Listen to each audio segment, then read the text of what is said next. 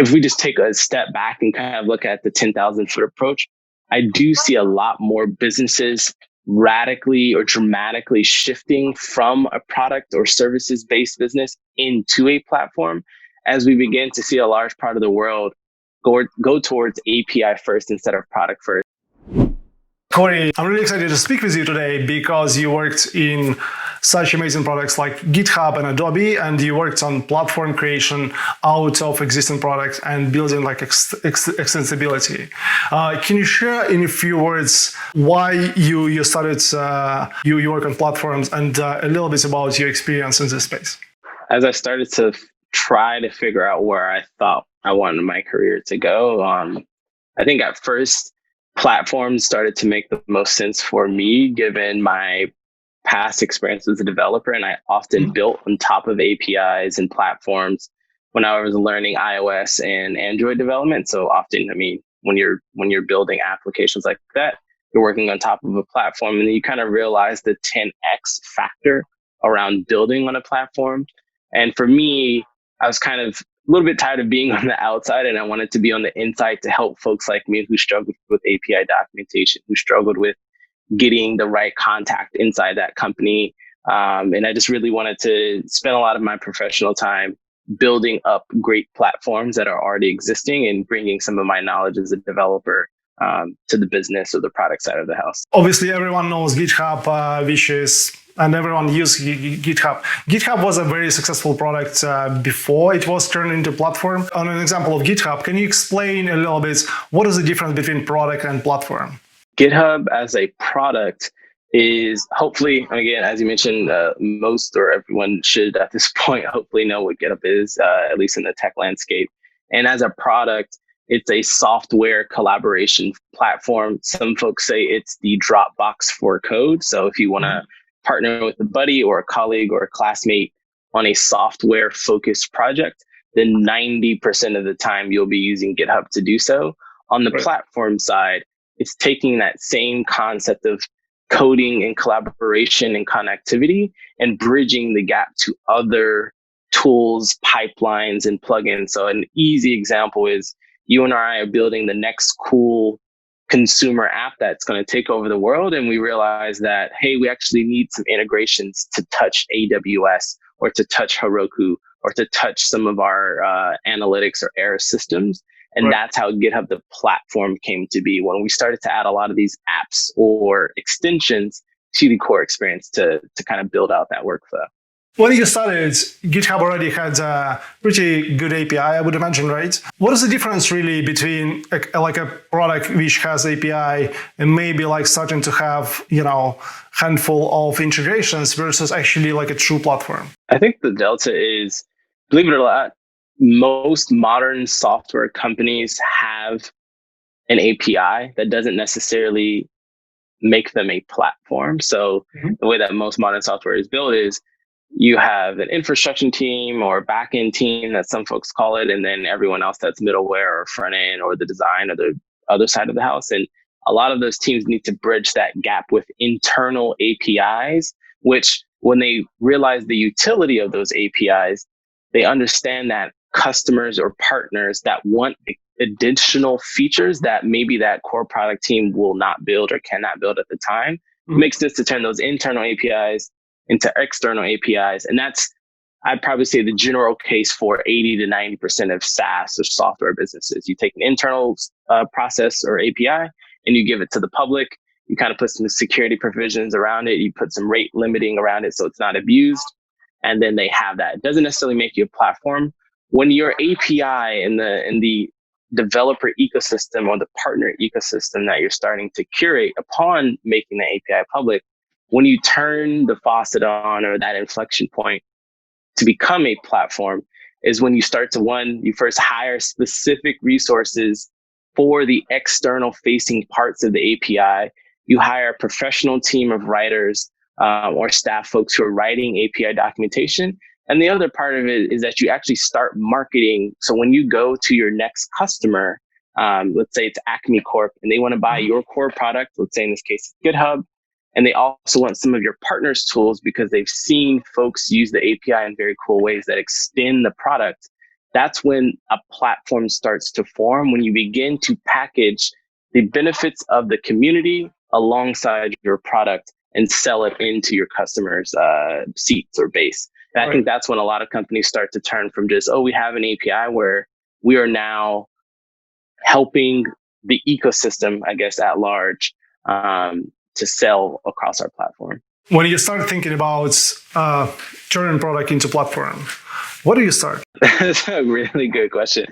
I think this is something I think about very often, where there are times where, like right now, I'm facing the same issue where we have a couple of features or products where it's like, oh, this should just be a platform. And I think it's generally a difficult conversation because, in my opinion, supporting a product is a lot more straightforward or a lot easier in some cases than supporting a platform that does a lot of the same things. And generally, a platform should do more than just that core product. Right. And I think, to answer your question, when do you know when or how to turn that product into a platform? I think it really comes at the rate of customer request or partner request. So as you start to sell to more folks across the industry, or more people start to reach out to your support team saying, hey, this thing's broken, or hey, can this part of the product expand or extend to do this certain thing? And you start to get a lot of these requests that become thematic in nature, where like the same types of questions in a specific category are begun, the frequency of how they're asked or when they're asked increases. And then, in my experience, at least, that's often when we start to open up the product and turn that piece into something we can share on the platform, or first starting with an API in a beta or private release fashion, and then we open up to the general public for the platform. But it really comes down to, what is your sales team hearing from the field? Mm-hmm. What is your support team seeing kind of in the email inbox and what they're hearing from customers? And also, given if you're on the product side of the house, what are you hearing in customer surveys and user research, and all of these things becoming thematic in nature? And if they are, then it should be a very easy, okay, this part of the product, we can make this extensible, open it up to the platform, and let people kind of profit off the backs of what we built here.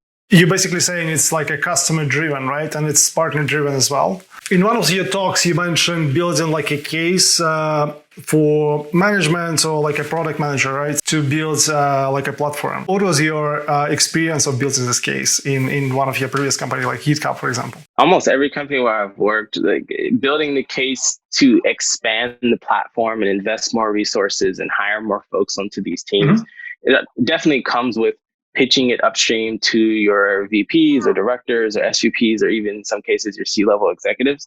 Mm-hmm. And for me, the thing that I usually try to pivot the conversation on is, one, we will as a business save money by not having to build these features out and hire more engineers and hire more designers and marketers to build this product and then market it and then more people to sell it. So on that part of the front, it's a very simple, just business case where you're going to save money because you're not building this thing, and you're now putting the benefit and responsibility in the hands of the ecosystem. Mm-hmm. On the other side of it, people be like, the one example that I often pitch is, the iPhone would not be this world lauded great product that we all know and love, or at least most of us do, without its ecosystem or its application ecosystem. Mm-hmm. And if you're building your platform in the right way, and I truly see the iPhone as a platform, not necessarily a product, you have to start to think of your own product the same way. Whereas if you do it right and you make certain parts of that product or that platform extensible, the community will come, they will build the things that you're looking for them to build that you can't or will not build yourself due to time or constraints, or just maybe it's not in alignment with your strategic mission of whatever you're trying to do as a business. And those two specific points that I generally bring up, and obviously it's supported with data and what's going on in the industry and competitive analysis, that usually hits home very, very early.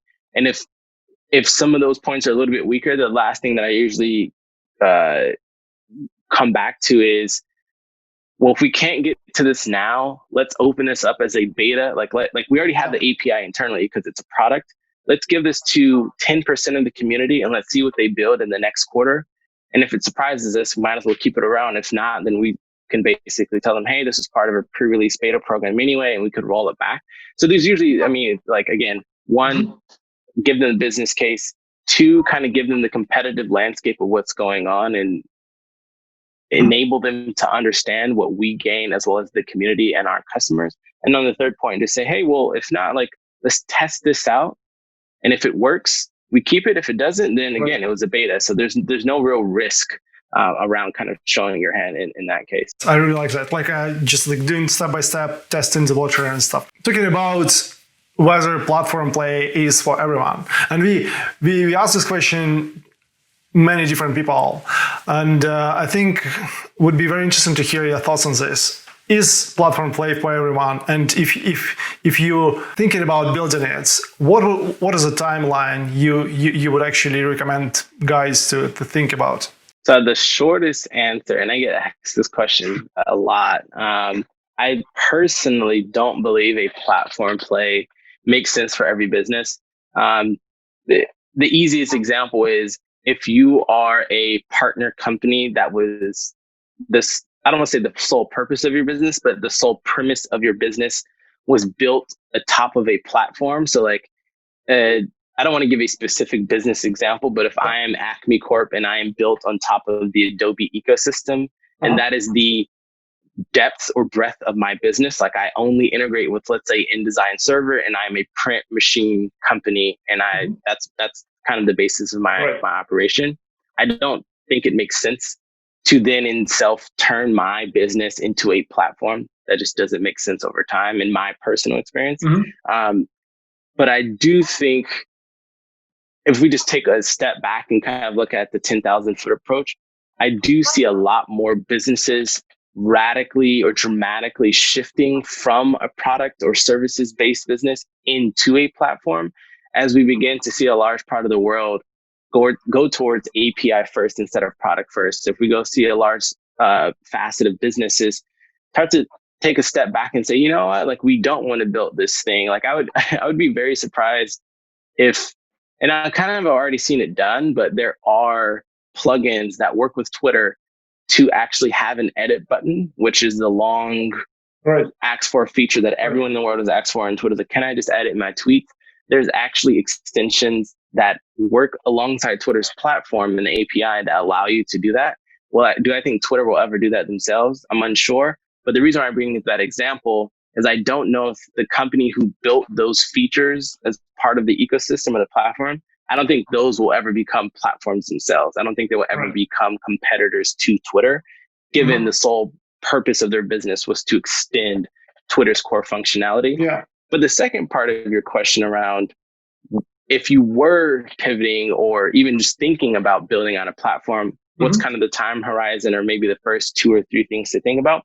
One, the time horizon really depends on where you are at today as a business. If you already have an API that's publicly available, you are 10 steps ahead because you kind of already understand what's realistic for your company in terms of, okay, how many folks are utilizing your API? You already have the infrastructure and the management and the resources to support this API going from, okay, 1,000 people use this to 1,000 people use this today versus 100,000 people use it tomorrow. And I think I'll take a quick note just to really drill in on the infrastructure piece.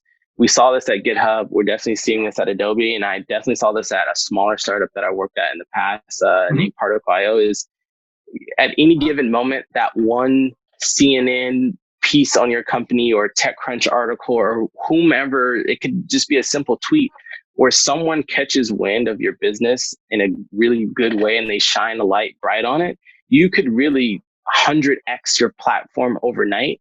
And I think that's the thing that we often don't see with products, where it takes a very long time for your iOS app to reach 1 million users, whereas you could have 1 million requests a day or 1 million requests a minute for your API once people realize the utility. So really, really focus on your infrastructure.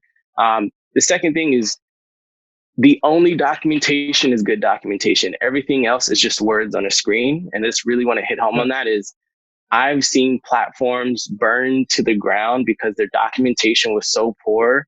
The support teams were so overwhelmed that they actually couldn't build anything new, and they were only ever doing bug fixes. And a lot of it was just confusion from how the documentation was written. So those are, to keep this brief, those are the first two things I would focus on. Obviously, you can look into the customer use cases, what parts of the API to extend, what makes most sense strategically as a platform and direction to go.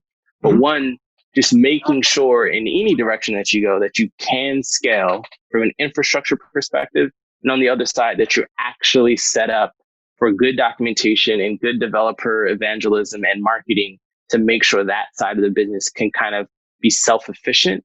And generally, a time horizon, I, I think a solid platform could be built in 6 to 9 months. If your business, it's extremely fast, but that's also if your business already has a public API. If you're starting from scratch, well over a year. It's a pretty long time. You can always start with one core feature set. Like if you're a file provider or whatever, just only start with your upload API and extend from there. But on the very, very fast side, 6 to 9 months, realistically about 12 to 18. It's like a very, very, very good actually advice regarding documentation and public API. Look, in terms of measuring and actually measuring success of this platform and actually managing success and growing it, I would love to hear your thoughts about how did you do that? What was your learning, and what was the role of partners actually in this process? Yeah, I think when it comes to measuring success in your platform, everywhere that I've worked, it generally starts with that note that I mentioned earlier around what are the themes of your platform that you're trying to imbue or build out or structure yourself upon.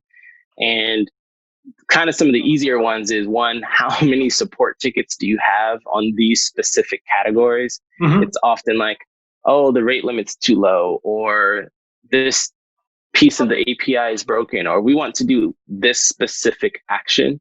And honestly, a cheap and easy way, again, to build it is just like go after those things first, measure how many, let's say, support tickets you're getting in a span of a month or a quarter. Once you release this part of the platform or the API, measure that same metric on the outcome on the other side of you building it. I think a little bit more strategically is I often look for like if we're thinking about a platform, just taking a step back, I think often I personally even frame this only in the context of you're building a platform for your developers so they can build a business on top of the thing. But ultimately, a platform for everyone is meant to extend your business or product to meet the needs of your customers, not necessarily the developers who want to create a cool extension or shortcut for the workflow. And everywhere that I've worked, we've always measured what's the actual customer outcome. So how many deals won as a result of us building out this feature or facet of the platform? How many new customers have mentioned like, oh yeah, I actually use this plugin with this product. And I think that's something that, at least in my experience, a lot of our enterprise customers are often mentioning. They say, hey, does this part of your product integrate with Google Drive? Does this part of your product integrate with Slack? Do you have a plugin to Jira? Do you have a plugin to GitHub? And just simply measuring the uptick in anecdotal, obviously it can become quantitative, but in terms of how many customers are starting to actually mention your platform or the ecosystem around it as a deciding factor is why they chosen your product or business. And that's the easiest one to tell your VPs and your executives because, I mean, obviously it's more revenue for the company. And often for the sales reps, it's a lot easier sales cycle. And in my experience, it's shortened the sales cycle. We're like, oh, it integrates with this. We already use all these same tools and services. We're ready to go. Let's make the transition. The other things is we really look at usage KPIs, like what's the percentage of our monthly active users from this demographic is using a thing. Discovery metrics, obviously like page views and general things if you have a marketplace. But the easiest one to look at again is the anecdotal and eventually quantitative data that comes from customers mentioning your platform or ecosystem or marketplace helped in their decision-making process to buy your service. And then the other one is what I mentioned earlier is the number of API requests per day. So as you expand your platform and or marketplace, you should see 1,000 API requests a minute, eventually grow to 10,000 a minute, to 100,000 a minute, to a million a minute. And that's how you can easily just see like, okay, this thing is actually becoming beneficial. In one of your talks, you mentioned that building like a platform out of GitHub helped a bunch of partners raise, tens of millions in venture capital, which I found like really interesting. Can you share maybe like one or two examples, maybe not mentioning specific companies? Definitely. There were a couple times where shortly after we launched when I was at GitHub, we launched the GitHub Marketplace back in 2017. And around that series of announcements, there were some smaller startups they had long been partners on our general platform, but we didn't have a formalized marketplace. So it was often hard for enterprise customers to find the actual solution they were looking for. And leading up to the launch of the marketplace, we started to introduce some of our largest customers to some of our smallest, more nuanced niche partners on the ecosystem side. And as in not to just give away too many specifics, but in some cases, these were 6 and 7 figure deals for us, which also translated to high 5 and high 6 figure deals for our ecosystem partners. And if you're a small startup and you generally have a couple hundred customers who are paying you, let's say $80 to $200 a month, and then all of a sudden you have 5 to 10 mega customers who are paying you $100,000 a month, that drastically changes the projections of your company, the value of your company. And now maybe the same investors who may have told you no in the past, you need to grow out your story and figure out who your customer is.